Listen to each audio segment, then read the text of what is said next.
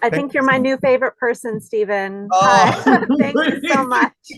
Hi, and welcome to Synchronicity for your mind, body, and soul. Today's guest is Stephen Washington. He's the author of Recovering You, Soul Care and Mindful Movement for Overcoming Addiction.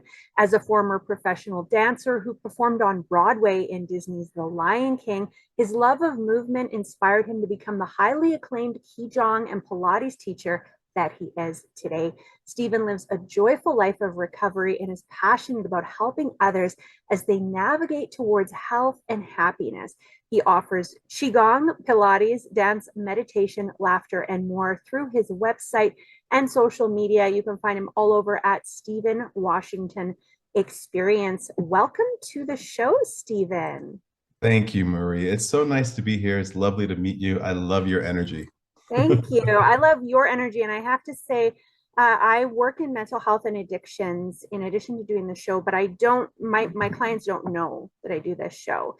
And I was looking up Qigong just for a little 1 minute mindfulness. I run a DBT skills group 3 times a week. And just synchronicity happened to come across your channel. And I played some of your belly breathing and your laughter yoga. And it really resonated with my clients. So I think some of them are now fans of yours. Oh, that's so great to hear. I love hearing that. Yeah. It's powerful medicine, right? It absolutely is. So, how about you take just a brief moment to share a little bit about your story and what brought you to writing the beautiful Recovering You, which I see in the background there. Well, in short, You don't have to be short. Take whatever time you oh, need. no. It's an interesting question. It's a simple question, yet it's complicated at the same time. I come from a very small family, and there was a lot of trauma in that family. There was a lot of difficulty. There was a lot of unprocessed trauma. There's a lot of addiction, and I was a very sensitive kid. And you can imagine what an environment that's very chaotic like that does to a sensitive kid. I always felt a little bit outside of the group. I always felt a little different. And so by the time I found my first drink at age 15 and I had my first drunk, it was such a relief. It was such a relief for me because I felt as though up until that moment, I was holding my breath, holding my breath. I finally felt like I could be myself. I finally felt like I could connect to others, and I felt like I could have conversations with other people. I felt smart. I felt funny. I felt all those things. And I chased that for the for all throughout my 20s and part of my 30s too, until I finally found my way into 12-step recovery. And by the time I found my way into recovery, I felt like I'd come home. I felt like I was in a group of people who understood where I'd been and where I was at the moment and gave me a glimpse of what could potentially the future could hold for me in terms of healing, in terms of some sort of reconciliation with my past. And that was exciting and also scary at the same time because change, even if it's good change, can be scary. So I found myself in recovery and I basically just kept going back. And about 10 years into my recovery, I found these practices that I share in the book. When I found these practices, they really came at the right time because I was probably under one of the most stressful periods of my life going back to grad school and just dealing with the pressures. I was dealing with tremendous anxiety and tremendous fear and panic attacks and all the things. And qigong and deep breathing helped me to take that energy and move it because it was stuck in my body. And also it brought up a lot of old wounds and old trauma that period. So Qigong helped me to process that emotional energy and work it through my body. And I knew from that moment that I had to share it with others. Now, fast forward to now, the last few years when I began writing this book, Recovering You, it was just an effort to write a book that would teach people all the things that I learned along the way that has helped me in my recovery. I provide not only mindful movement, which is the Qigong that you mentioned, that is a modality that I use in the book, but I also teach self-massage. I'm a trained massage therapist. I teach deep breathing techniques, community building.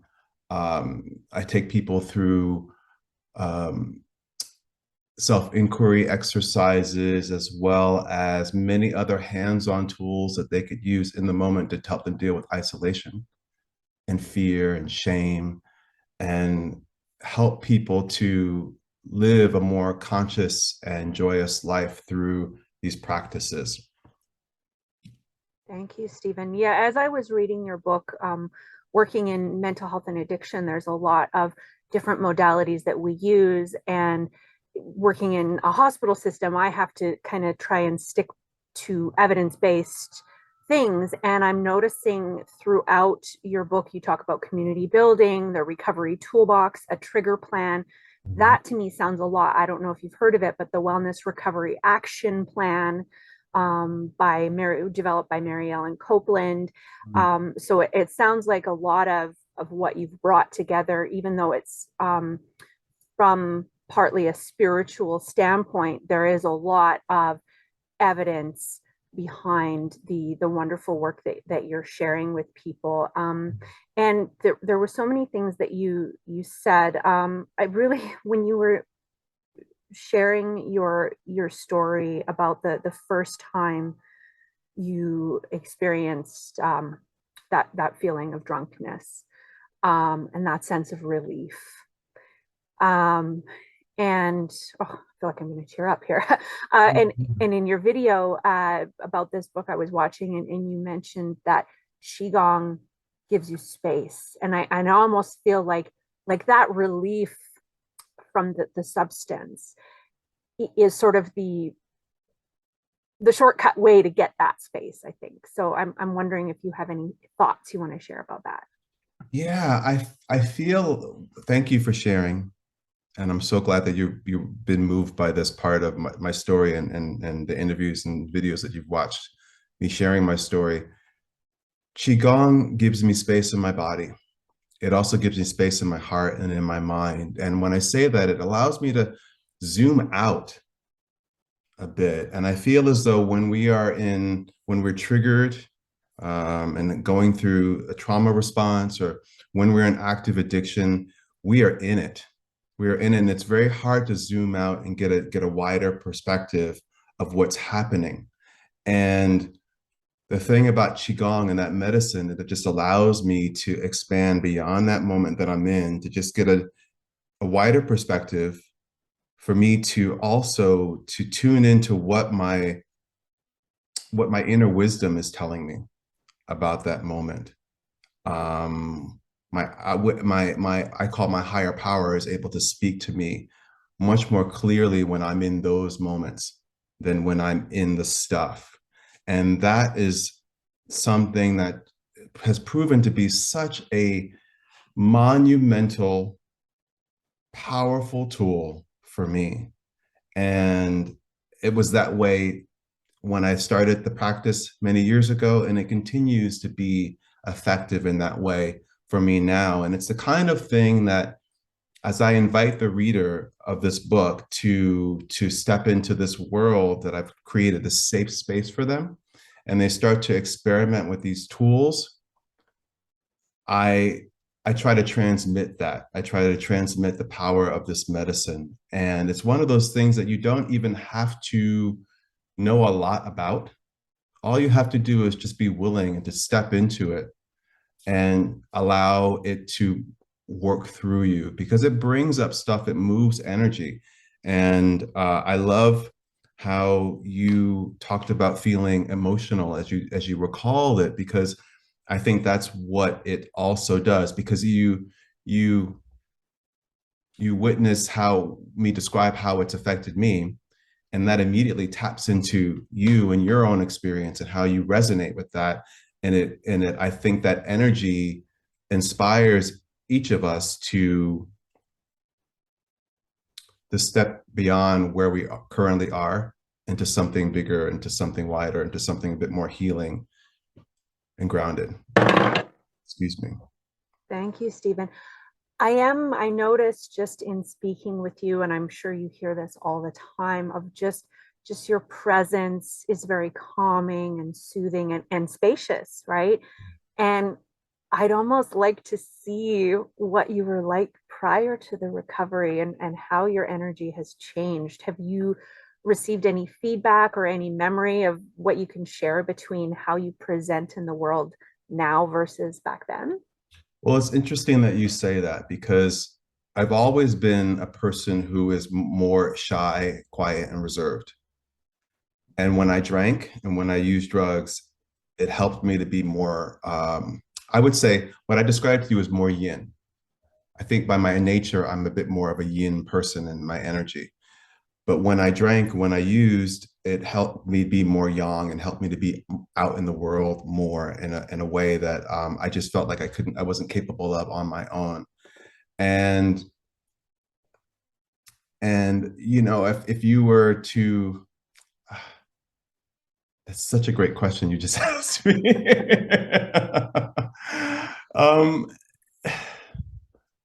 even in my most chaotic times, what you see before you, there were still traces of that within me. I'm not a person who projects out more when I'm in pain or when I'm suffering. It's more internal. It's more implosion than explosion.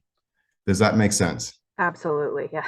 Yeah, yeah. And so I think what these practices have helped me to do is just to sort of balance it all out and allows me to be myself, be authentic, be grounded, but also to be out in the world in some ways like I used to be, but even more heightened because I have these tools and these practices and these skills that I've developed over the years that helps me to be here with you right now. I don't know if I could be here with you having this kind of a conversation 20 years ago. 20 years ago, talking about the important things that we're talking about. Thank you, Stephen. Well, moving back to that more introverted person, and I think even as you can see, I am more that external extroverted person, but you talk about in your book understanding isolation. And I think that even extroverted people, we can when we're dealing with those challenges and those traumas and the addictions, we can start to isolate, even though we might be projecting out to the world. Like we might go to work or we might go to a party and be like, yeah, everything's great. And then Robin Williams is coming to mind. Oh my God, yeah. Yeah. Right? Perfect example of everyone saw how lovely and gregarious he was, but he was dying inside through isolation. And so I'm wondering if you can just touch briefly on understanding isolation and how that's maybe supported you in your recovery. I love what you just said. It makes me think about the times when I was a performer and I was living that big life and I was in crowded rooms, shared dressing rooms with 20 other guys, and essentially I felt like I was alone. So I understand how you could be feeling one way on the inside, but yet be out in the world and putting on a face. And that's why so many people that knew me back then had no idea that I was suffering the way that I was suffering because I was so good at hiding it, which I think a lot of us do. I do. I think isolation and addiction go hand in hand, and for many different reasons. I think for me, I was like I've said, an introvert by nature with some extroverted tendencies.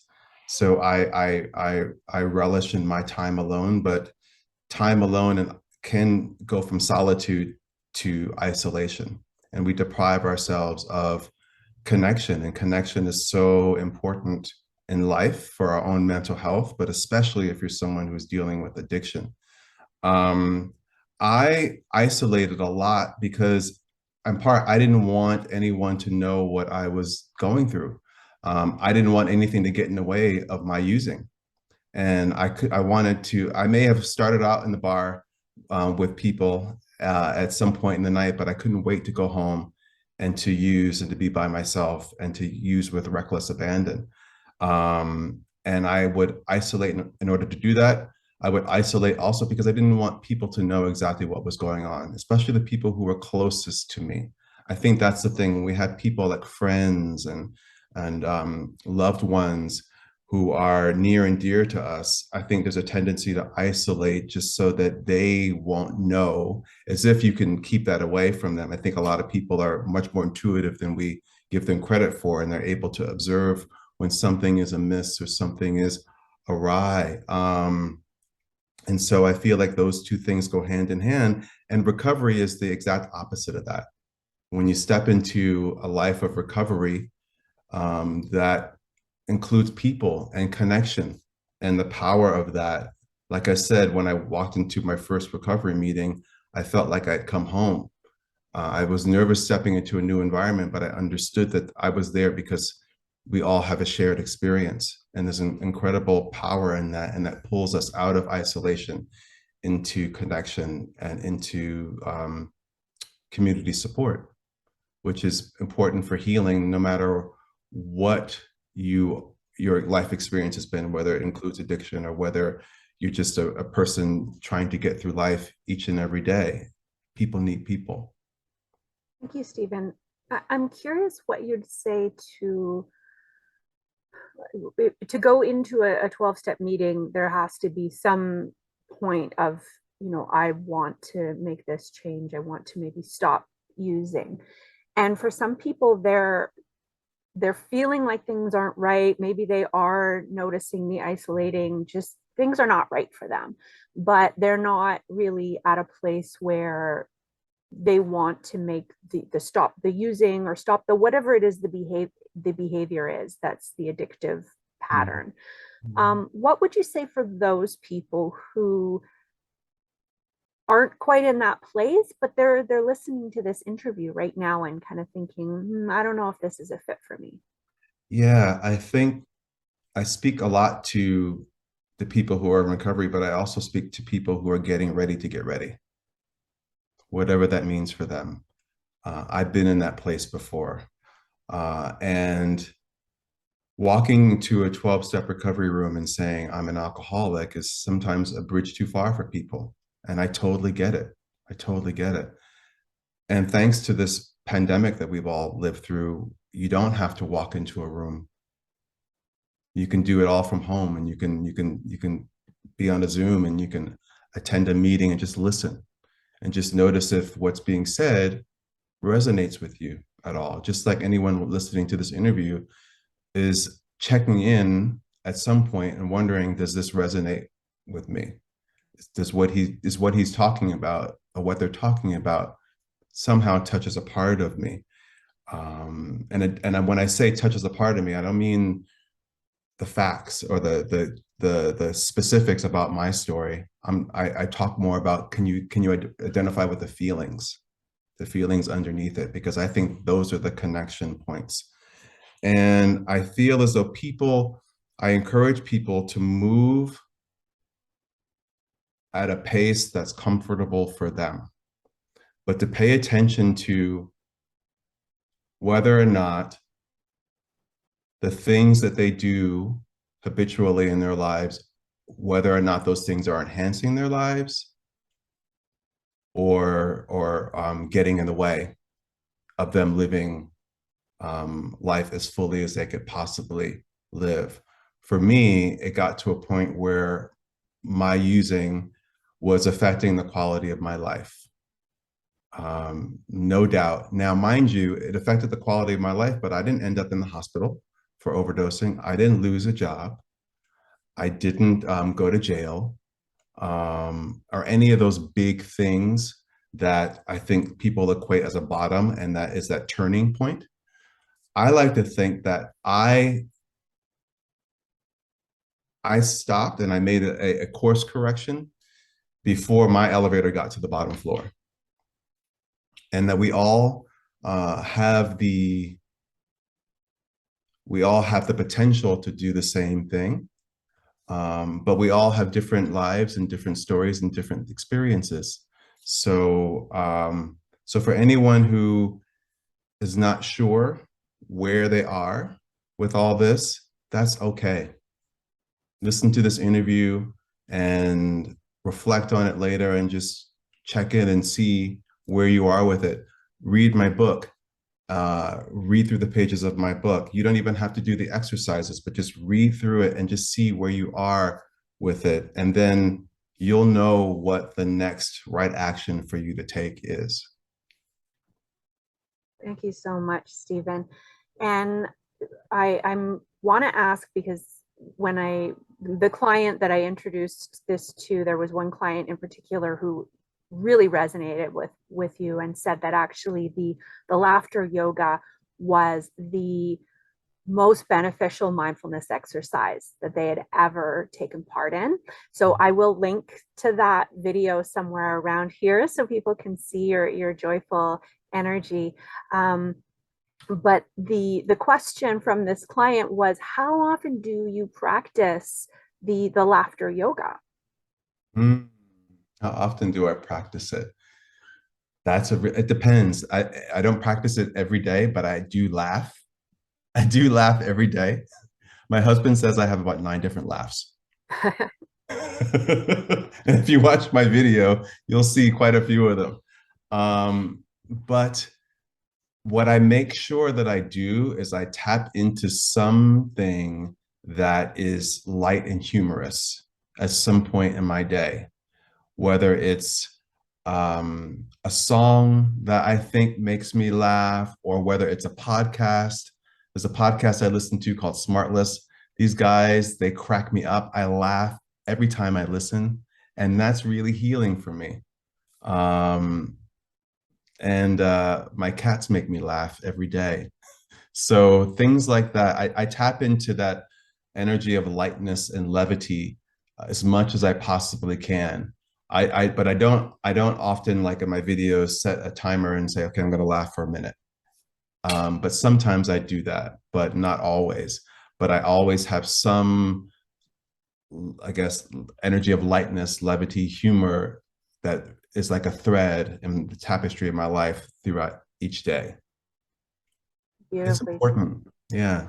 Yeah, thank you. I'm actually running a stand-up comedy group in the hospital with my clients, and That's great. it's so being able to look at right now, we're just kind of talking about surface stuff. We're not getting into trauma or anything like that, but that being able to shift our perspective to seeing the humorous in seeing the lightness in light subjects like cats being cats, but also being able to look at the harder things in life from Mhm. a lighter perspective. Absolutely. And you remind me of something else. Oftentimes when I teach my laughter medicine, there's always someone in the group who has difficulty tapping into their own joy and laughter. And what I always say to them is, it's okay if you don't feel comfortable laughing right now. Start by just lifting the corners of your mouth and smiling and breathing as you smile.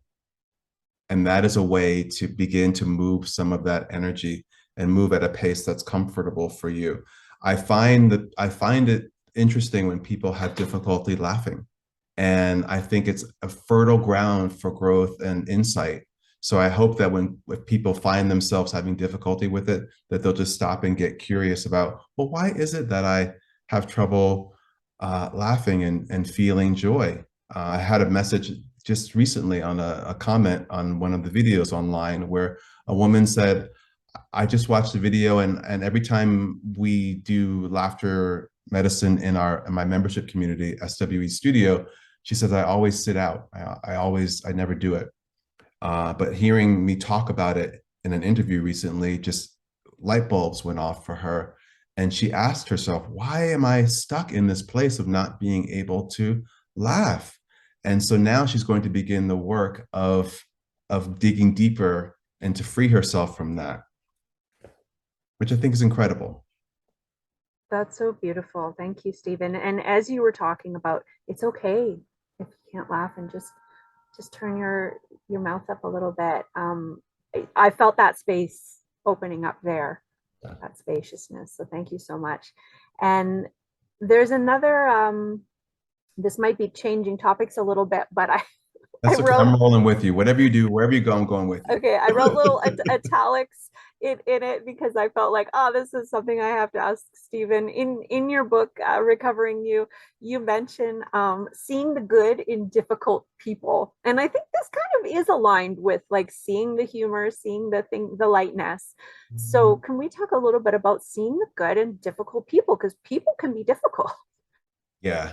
Yeah, people can be difficult. And I find that it's easy to be triggered by other people. And one of the things that I learned in early recovery and also in therapy was that sometimes the things that bother us most about other people is we see aspects of ourselves in them, and we haven't reconciled with that part of ourselves that is a mirror to that. It might not, this thing that's inside of us might not be exactly what this person is exhibiting, but there's trace elements of it. And so I find that to be really, really interesting.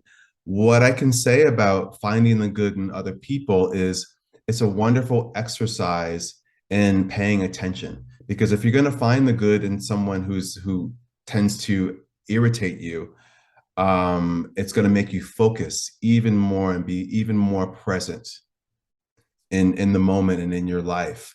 And the truth of the matter is that in each and every one of us, there's good and there's bad. I mean, there's things, even the nicest person in the world, there's someone out there who doesn't necessarily appreciate them, even though there's so much goodness in them. So it's just a matter of tuning into that and being able to see that and shifting your perspective, because it's easy to think that the person who annoys us has nothing to offer. And that's just simply not true. So it's being willing to shift your perception of that. And I find that freeing. It takes so much more energy for me to go looking for people that annoy me or that get under my skin or I have difficulty with. When I can tap into, okay, what's one thing about this person that I can um, admire? And it can be the simplest thing. It's simplest thing, and that's enough to shift the moment and also shift the way that you interact with them. And somehow, even without speaking that shift, I think, is perceptible to others. And then it can shift that relationship altogether. Thank you. So just to clarify, when we feel that like whatever it is, that irritation, that anger, that hurtness, when we notice it, then we can think, okay, what's one thing that I can appreciate?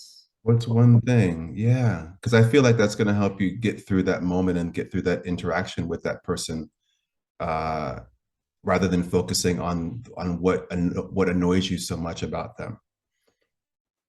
Thank Take you. a few deep breaths as you do that, because I think also that annoyance triggers you and it triggers your nervous system. And when your nervous system is triggered, it's hard to get to those higher parts of your brain where we're able to reason and use logic and have these other ideas about the person in the situation. So it's a matter of, can I self-regulate enough to be able to identify what's potentially good here in the moment? And that's what all the practices in the book do. They help us to self-regulate. And if we incorporate them into our lives more often, we'll be able to pull on those tools in those challenging moments, because there will be those challenging moments and those challenging people in relationships, for sure. Absolutely. Thank you for clarifying that, Stephen, because I do think that a lot of us will judge ourselves if we don't immediately go to that, okay, what can I appreciate? But it's important. We do have to self-regulate first. And the more we practice, I mean, that's what mindfulness meditation is about. That's what the Qigong practices are about, is creating that Space. pathway in our brain too, where the space to regulate and the awareness of, oh, now I'm triggered. Okay, now I have this awareness that I can come back to this spaciousness. And now Yes, I can choose a different thought. exactly. Okay. Exactly. Thank you. Yeah. Oh, Great question. thanks, Stephen. And just real quick before we start to move towards closing today. Oh, there's so many. It's been such a pleasure speaking with you.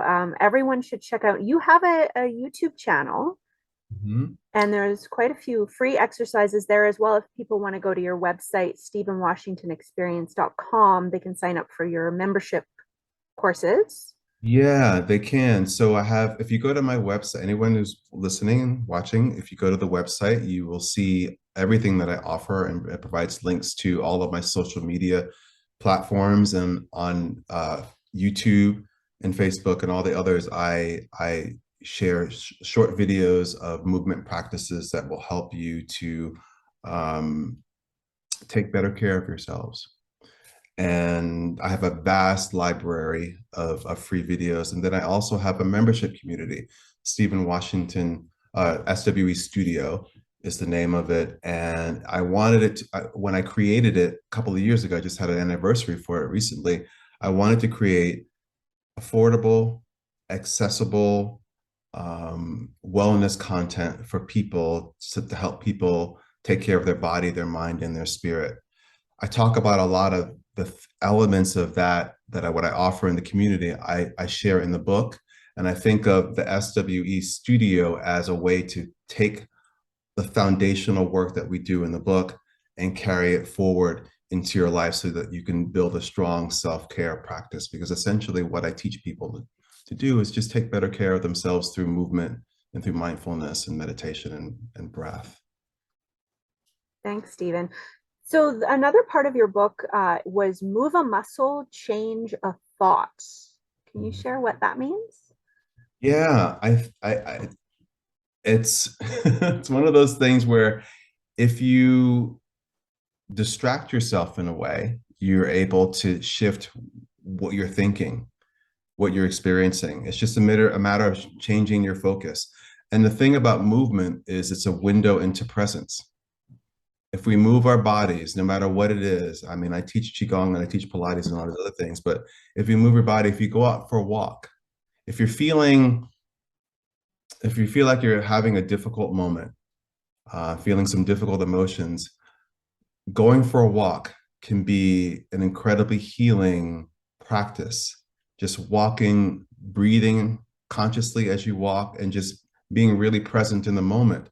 I find that when you can do that, it helps to shift your perspective. It helps to um, self-regulate, self-soothe, and also opens you up to insight and intuition to help you shift from where you were a moment ago, which was a difficult moment, into another moment that holds a bit more potential and possibility and more peace.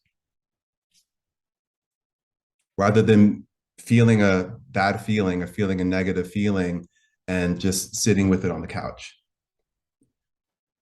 Yeah. Thank you so much, Stephen. And I feel like I would be remiss. I think viewers are going to see that. I'm assuming it's a piece of Pilates equipment, but maybe you can explain. There's a Oh. board with some numbers or lines on it. So this is what's called the Pilates springboard. And it's a piece of equipment that you just put on the wall and you attach springs to the little holes, and you can exercise your arms or your legs. You can do things standing, sitting, laying down, and it takes you through a whole Pilates and fitness routine. It's like the first piece of Pilates equipment I've ever bought many years ago, and I love it, and I still use it today, and it's part of my self-care routine as well. Thank you for letting me highlight it. Yeah, well, it's right there, and I keep noticing it and thinking, I want to know more about that piece of equipment. What is that? Thank you so much to Stephen for being with us today. We've been speaking with Stephen Washington, author of Recovering You, Soul Care and Mindful Movement for Overcoming Addiction. Thank you to Stephen, and thank you for spending this time with us and for spending this time with yourself. creating space for yourself, creating opportunity for healing and expansion in your life. I want to send you so much love. Be well. Namaste.